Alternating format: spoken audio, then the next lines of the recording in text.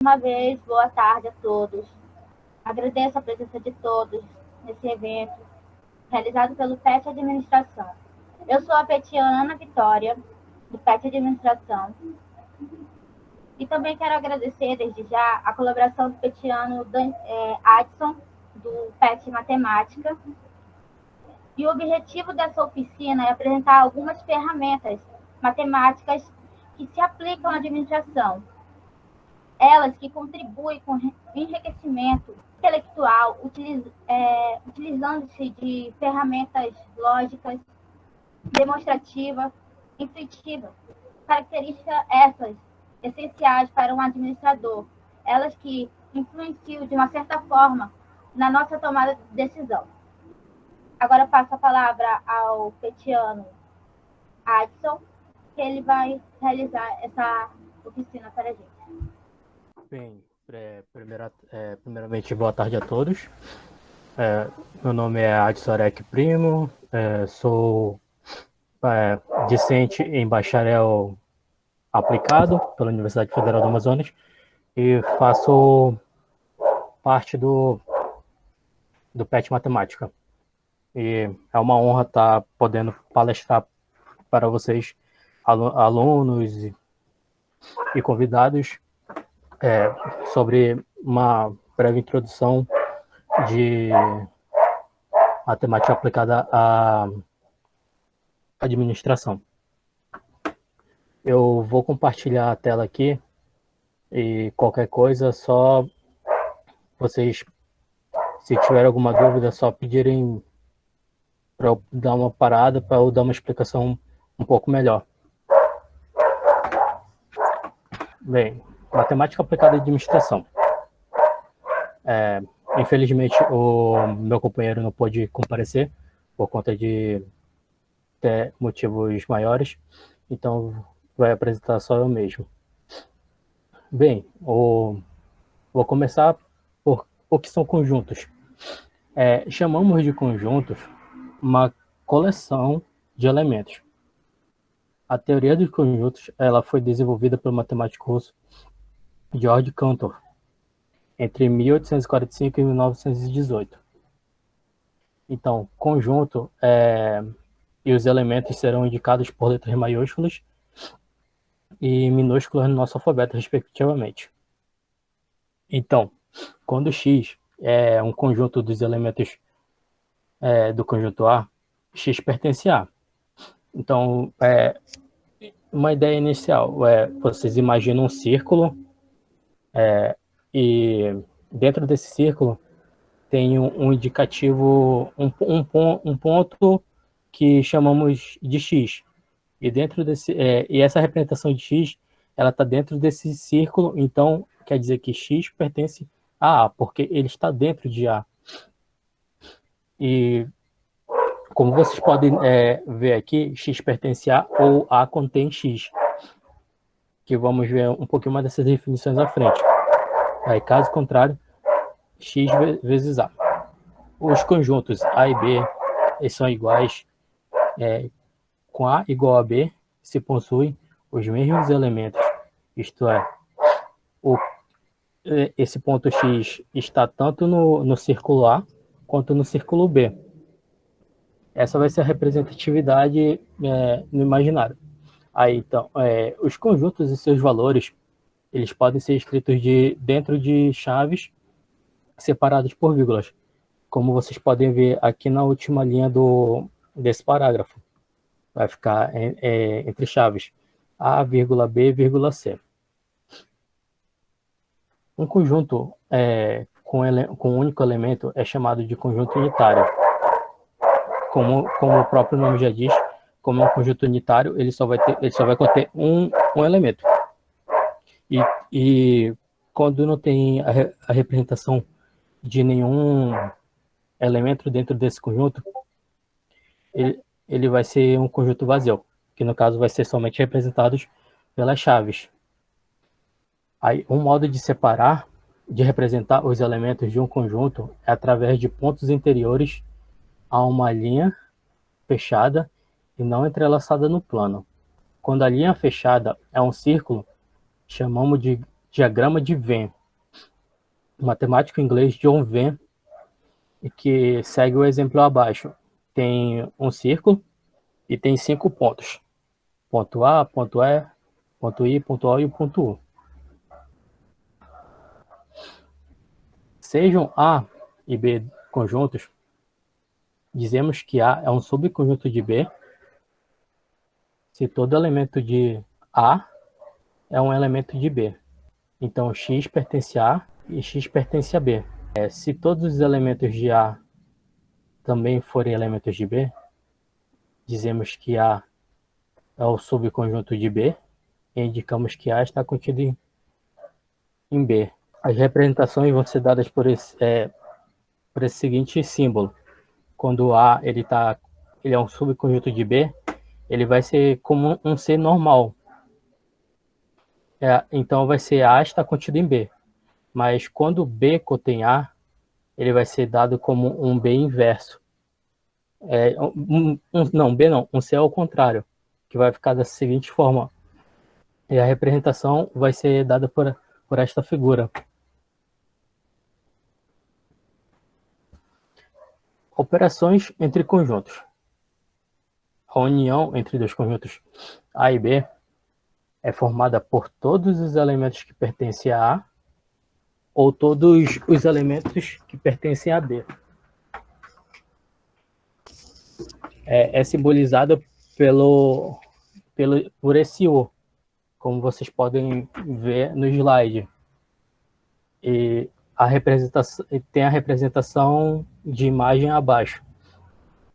Então, se todos os conjuntos estão em A ou estão em B, logo ele englobam todos esses elementos, tanto de A quanto de B. Então não tem essa distinção. Você pode englobar tudo dentro das chaves para poder fazer a representação. A interseção entre dois conjuntos A e B é formada por todos os elementos que pertencem a A e a B, que é simbolizada por essa interseção é um U de cabeça para baixo, como vocês podem ver. E a representatividade na figura está sendo dada pela seguinte forma. Como ele está dizendo que esses elementos têm que estar tanto em A quanto em B, todos os elementos que estão fora dessa interseção aqui, como vocês podem verificar, elas não fazem parte dessa interseção. Então, vocês podem descartar tanto os números que estão aqui, os elementos que estão aqui, quanto os elementos que estão desse lado também. E vocês vão englobar nas chaves só essa representatividade aqui. Aí, no caso, a diferença entre dois conjuntos A e B, ela é formada por todos os elementos que pertencem ao primeiro subconjunto e não pertencem ao segundo conjunto. Simbolizamos da seguinte maneira. Tudo que está no conjunto A menos tudo que está no conjunto B. Então, como posso explicar de maneira bem simplificada? Como vocês podem ver aqui, essa parte que está toda cinza do conjunto A, ela vai ser representada e você vai poder denotar dentro das chaves. Mas a interseção, que é essa parte menor aqui, que é a interseção entre A e B, e os elementos que estão só em B, eles não vão entrar na descrição. Então, logo, só essa parte aqui, que está no conjunto A, e que não faz interseção com o conjunto B, vai estar dentro da diferença. Aí, no caso, tem alguns exemplos. Dados A, 0, 1, 2, 3 e 4, e B, 0, 2, 4, 6, 8, 10, 12, A pertencente a B. No caso, eu peço desculpas porque eu errei aqui na simbologia. No caso, é A união B, não A pertence a B. Aí, no caso, a união B vai ser todos os elementos que estão em A, mais todos os elementos que estão em B. Então, vai de a união B será 0, 1, 2, 3, 4, 6, 8, 10 e 12. Enquanto o Adson tenta voltar, eu vou divulgar aqui no chat um link que o professor tutor do PET Matemática pediu para que eu divulgasse, e tem horários exclusivos para atendimento aos alunos do curso de administração para dúvidas, né, relacionadas à matemática. Daí eu estou botando um link aqui da plataforma. Mas pelo quadro de horários, atendimento aos alunos da administração é na terça-feira, à tarde, das 15 às 16. Eu não consigo compartilhar aqui no chat essa tabelinha aqui que ele me mandou. Mas eu acho que aí pelo chat vocês conseguem ter acesso, né? Eu acho que matemática acaba sendo o nosso calcanhar de Aquiles, né? Eu mandei o link da nossa sala aqui para o professor tutor do PET Matemática. Vamos ver se ele consegue entrar aqui para a gente ver como podemos resolver.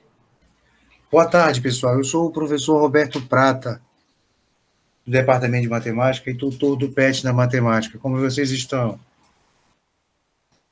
Olá, professor, seja bem-vindo. Oi, professor. Boa tarde. Como é que vai, senhor? Tudo jóia, graças a Deus. Eu vou falar alguma...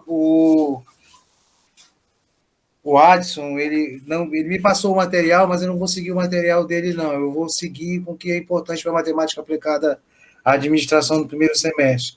Vou falar um pouquinho sobre a equação da reta, tá? Função do primeiro grau com a garotada. E já deu o conceito de função para vocês?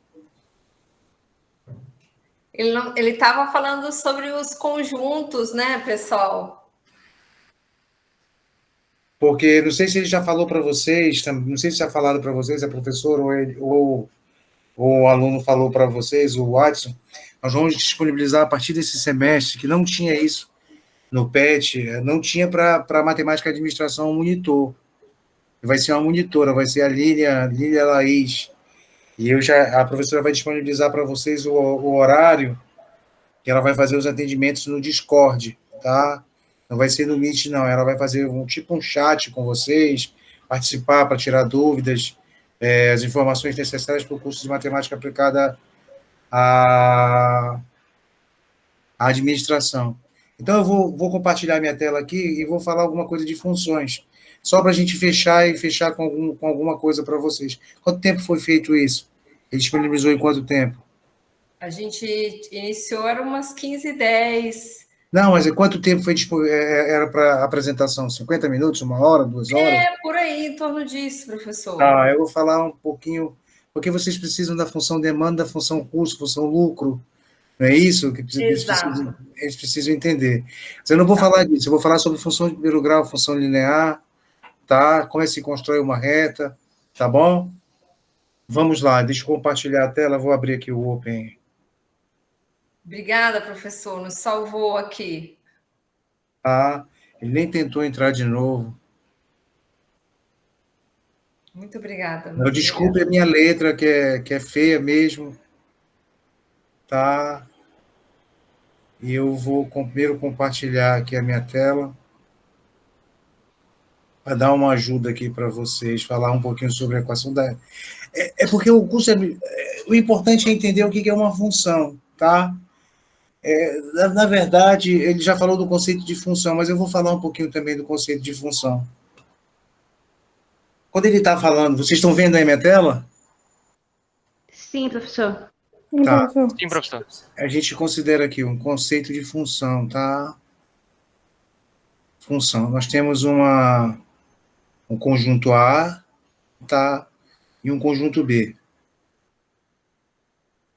Função é uma lei que associa a cada elemento de um conjunto A um único elemento de um conjunto B, tá?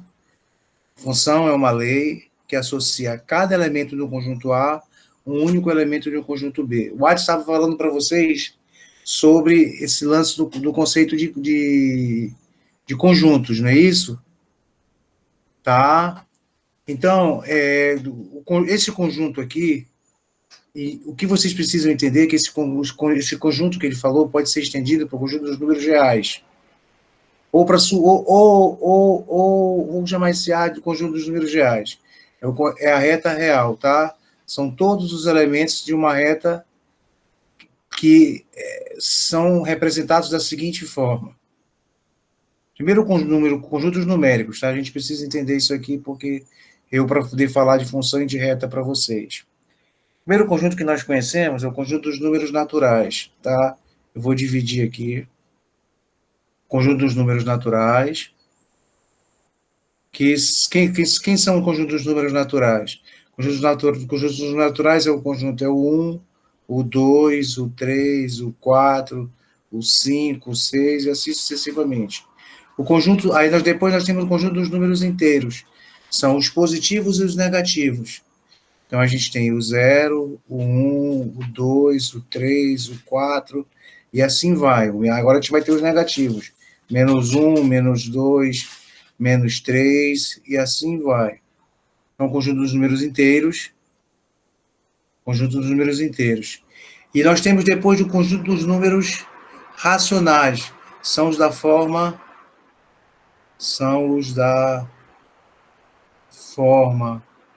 P sobre Q, Q e P pertencente aos inteiros, com Q diferente de zero.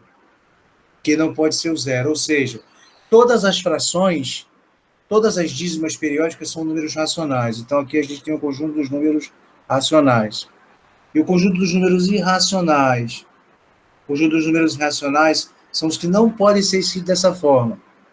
São os que não podem ser escritos da forma anterior, da forma de que.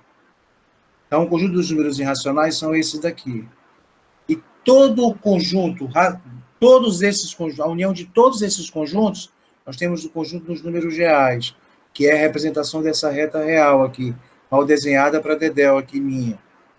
Então, por que a gente quer isso? Porque a gente quer representar o conjunto A como sendo um pedaço dos números reais ou o número real todinho. E pegar leis que associam números reais a números reais. Essas leis que associam cada real, um único número real, nós chamamos de função. Tá? Olha só. Por exemplo, entendam que esse cara aqui é o conjunto dos números reais. Eu vou colocar assim para vocês. Conjunto dos números reais. E aqui também é um subconjunto dos números reais, mas a gente pode considerar um conjunto dos números reais. A gente vai pegar um x e vai associar, através de uma lei, um f de x. É uma lei que associa a cada número real um único número real no conjunto B. Vou chamar esse cara aqui de conjunto A, conjunto B. A função em si serve para aparece em quase todas as ciências. E principalmente aparece muito na ciência, no estudo que vocês, não sei se é ciência, mas no curso de administração, nas ciências administrativas, eu não sei se existe isso, mas na administração aparece muito, e a principal lei que aparece para o curso de vocês inicialmente são as funções de primeiro grau. São as funções que têm esse formato aqui. F de x igual a x mais b, tá? Onde A e B são números reais. São constantes reais. Então, essa função aqui, que a representação dela é uma reta, É a principal função. Deixa eu só ocultar isso. A representação dela é uma reta. É a principal função que vocês precisam entender para fazer construções gráficas. Por exemplo, aí, vamos lá. Tem essa, claro, a função do primeiro grau é uma reta. Vocês vão precisar bastante disso. Aí, que eu já volto para cá para a gente fazer mais comentários, falar de coeficiente angular, falar de função linear. Mas depois existe uma outra função também. A outra função polinomial, a função polinomial do segundo grau. Ax ao quadrado, bx mais uma constante. A, B e C constantes.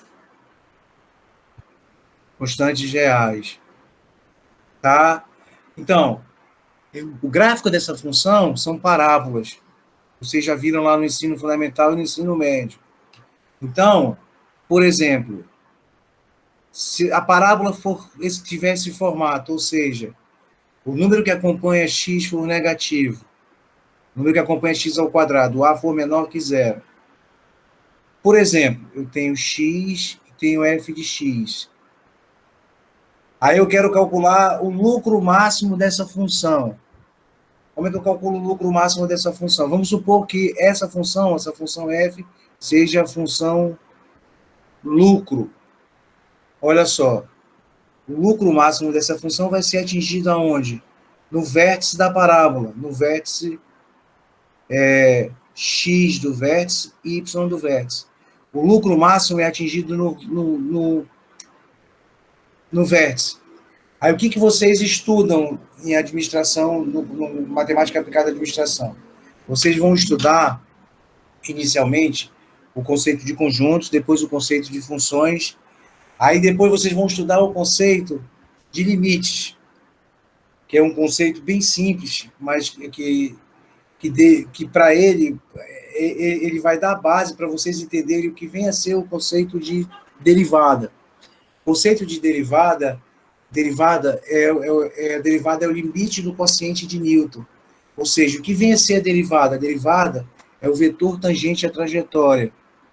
Quando você calcula a derivada, você calcula o vetor tangente à trajetória.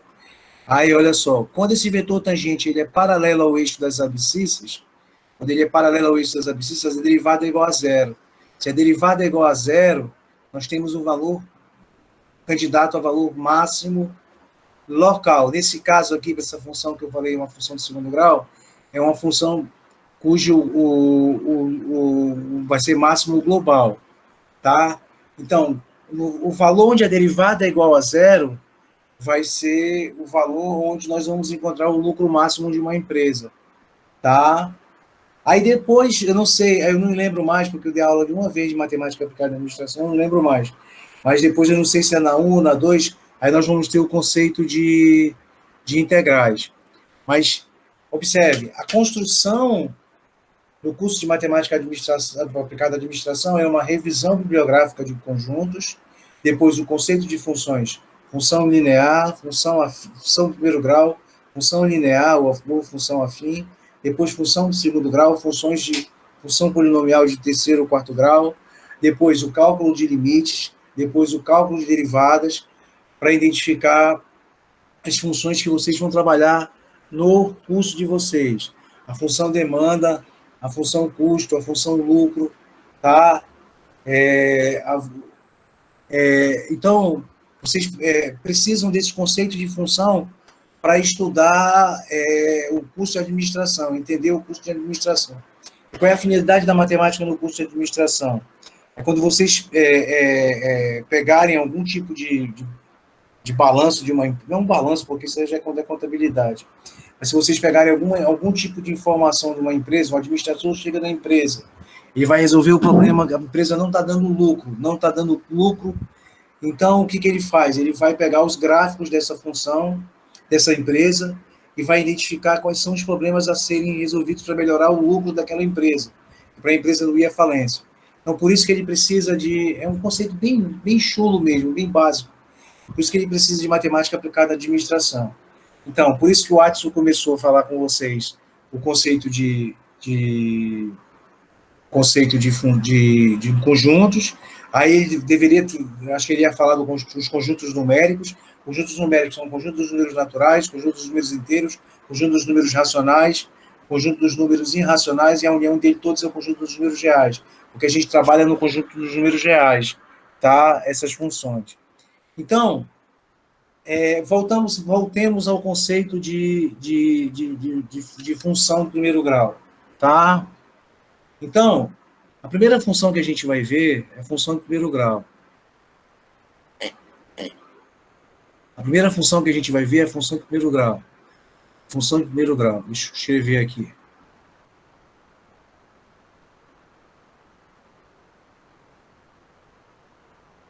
Função de primeiro grau tem o formato f de x igual a x mais b. Esse a é o coeficiente angular da reta. Porque, na verdade, esse gráfico o gráfico dessa função é uma reta, tá? Então, a gente coloca o coeficiente angular e aqui é o coeficiente linear.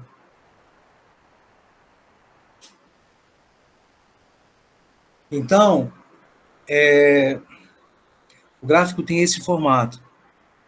Se o A for positivo, e esse formato se o A for negativo.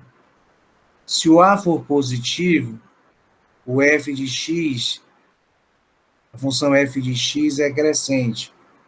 Se o A for negativo, f de x é decrescente. Como é que a gente identifica isso no gráfico? Olha só. Para crescente e decrescente. A gente entender, depois eu vou construir para vocês a solução gráfica disso aqui. A gente tem dois pontos. Eu tenho x...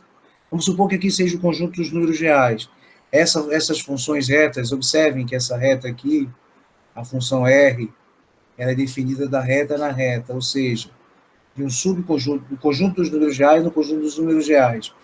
Que, quando eu falo isso, é porque cada cara de A, cada cara de E, daqui de R, tem o seu correspondente em f de x, que nada mais é que R também, conjunto dos números reais. Então, cada carinha daqui tem o seu correspondente. Cada cara tem seu correspondente. Cada cara tem seu correspondente. Então, para saber se ela, voltando para o fato dela ser crescente, eu tenho x1. Observem que na reta real, deixa eu abrir uma outra página, depois eu volto para cá. Observe que na reta real, se eu tenho aqui o 0, para a direita é maior, para a esquerda é menor. Então, eu vou pegar aqui x1 e aqui, x1 aqui e x2 aqui. Observe que o x2 é menor do que x1. X2 é maior que x1. Então, eu vou tomar x2 maior que x1. Eu vou traçar a reta. Aí eu venho para cá e encontro o correspondente de x2. Quem é o correspondente de x2? É o f de x2. Quem é o correspondente de x1? F de x1. O que a gente tem aqui? Se o x1 for menor que o x2, implica que o f de x1 vai ser o quê? Menor que o f de x2. Se isso ocorre, nós dizemos que a função é uma função decrescente, crescente. Agora, o contrário. Eu vou pegar dois caras aqui. Isso é importante para vocês vão estudar isso no curso de vocês. Eu tenho x1 e x2.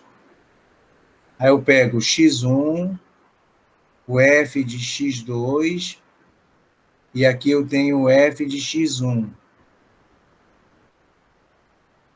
Aí eu vou ter essa reta aqui, ó.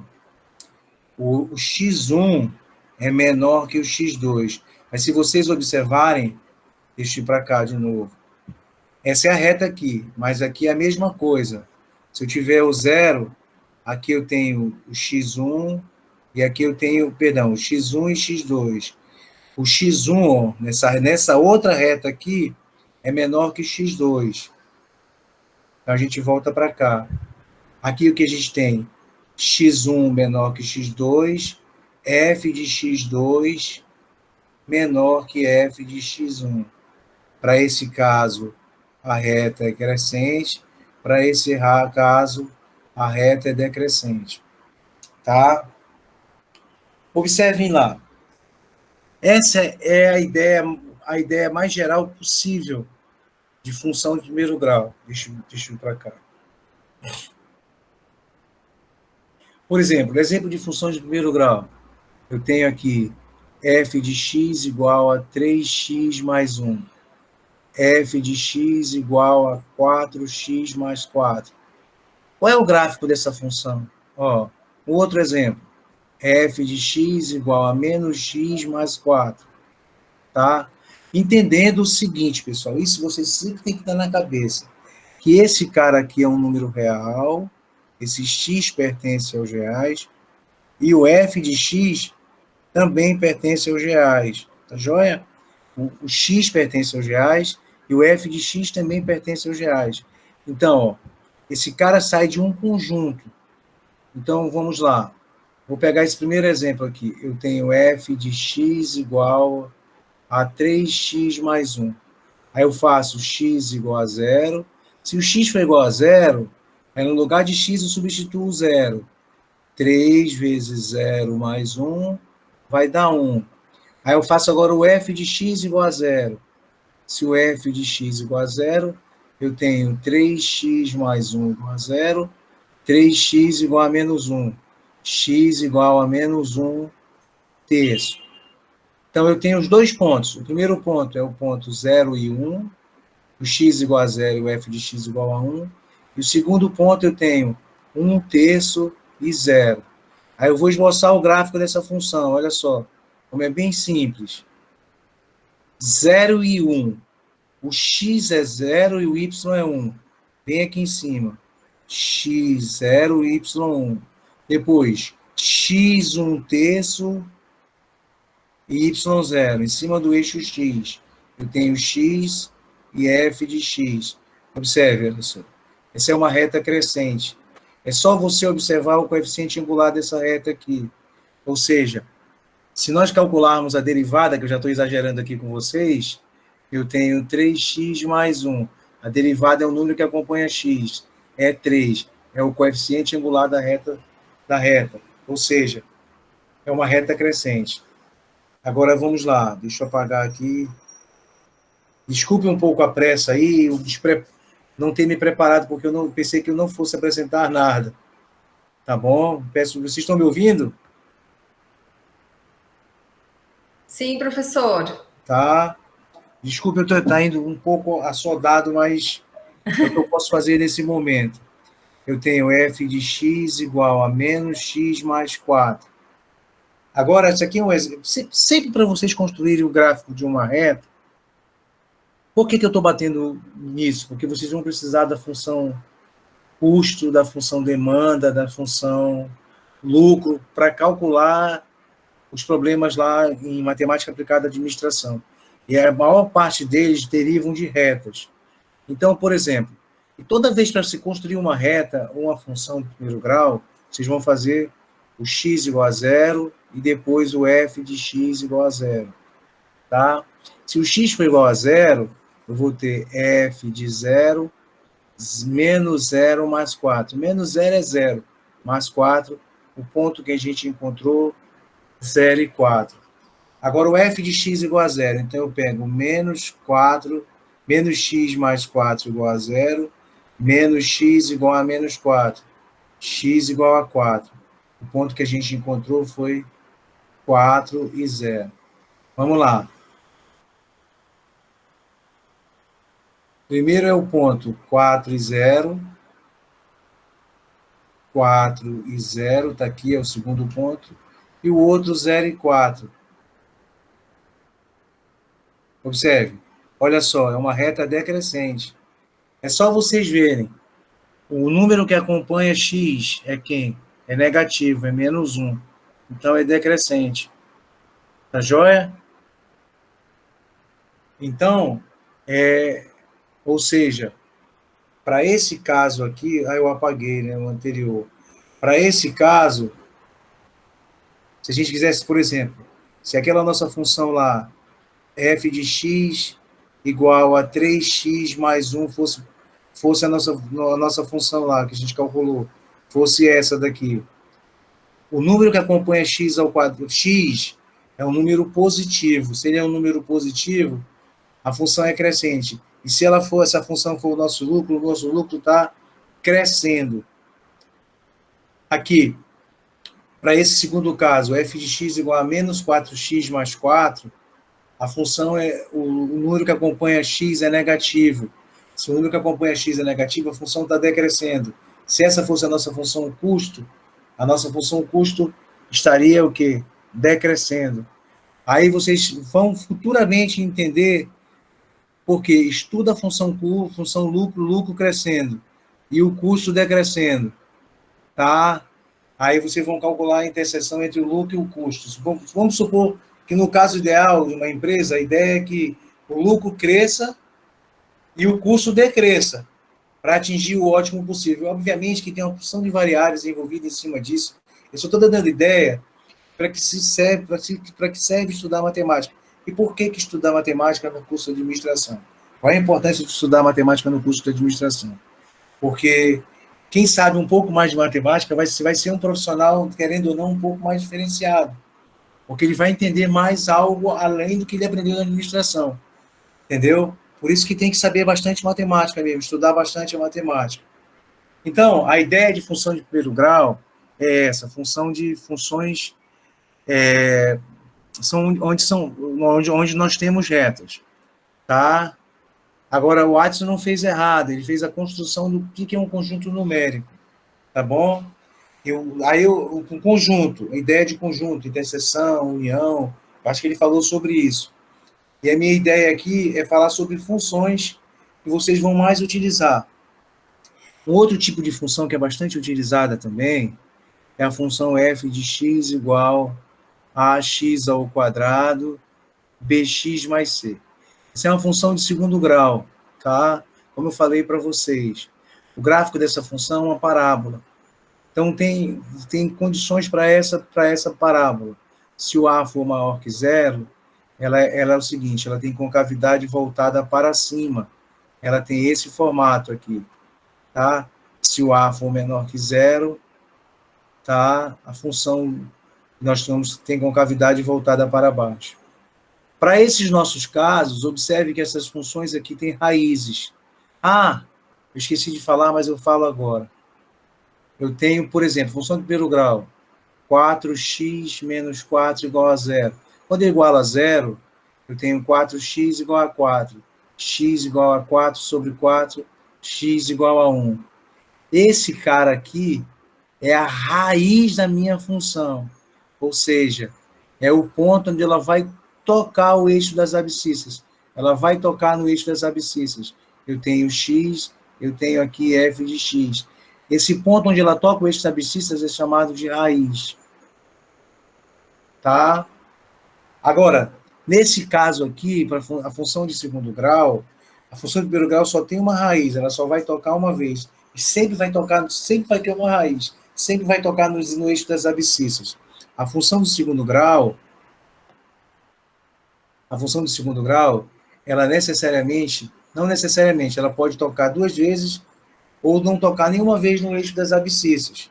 Nesse caso aqui, ela tocou aqui e aqui, eu tenho x f de x, f de x, tá? Ela tocou duas vezes, ela toca aqui e toca aqui, aqui ela toca aqui e toca aqui. Agora pode ocorrer que ela não toque em lugar nenhum. Aí a gente tem o delta, que é o discriminante, vai ser b ao quadrado menos 4ac. Se o delta for maior que zero, essa função ela toca duas vezes como está aqui. Se o delta for menor que zero, esse delta, deixa eu apagar aqui rapidinho. O delta, b ao quadrado menos 4ac for menor que zero, não vai tocar nenhuma vez, tá? Então vai fazer isso, ó. O gráfico da função é esse. Ó, se tem concavidade voltada para cima, se o a for positivo e o delta for negativo, não toca nenhuma vez no eixo das abscissas. Agora, se o delta for positivo, se o A for positivo e o delta positivo, vai tocar 2 vezes no eixo das abscissas. Tá joia? Agora, para o A negativo, isso foi para o A positivo. Para o A negativo, tá bom? Para o A negativo, a concavidade é voltada para baixo. Se o A for maior que zero e o delta for maior que zero, a função vai tocar e vai fazer isso. Tá? Vai ser desse jeito. Vai tocar em 2 pontos de concavidade voltada para baixo. Agora, se o A for menor que zero, aqui está errado, tá, pessoal? Aqui eu errei. Aqui é menor que zero. Se o A for menor que zero e o delta for menor que zero, o gráfico da função vai ser concavidade voltada para baixo. Tá bom? Então, isso pode ser muito bem representado por uma função lucro, uma função custo, uma função, tá, que os administradores utilizam no curso. Beleza. Professora, será que já está bom as informações para eles? Ou mais alguma coisa? Professor, eu passo a sua pergunta para os nossos discentes presentes. Para mim, foi muito esclarecedora, porque eu já recordar coisas, né, que eu já não via há tanto tempo, muito interessante. Tá. A gente poderia continuar com esse programa, professora, e fazer com que eles participem da monitoria, né? Com a monitora de vocês, que vai ser no horário de vocês, porque é o seguinte, na matemática tem várias disciplinas, e eu escolhi uma monitora específica para esse curso, porque é uma monitora muito boazinha, muito dedicada, é a única menina do PET, que é a Lília. Então ela vai ser, se eu não me engano, o horário é de 3 às 4 na terça-feira. Não sei se vocês não podem.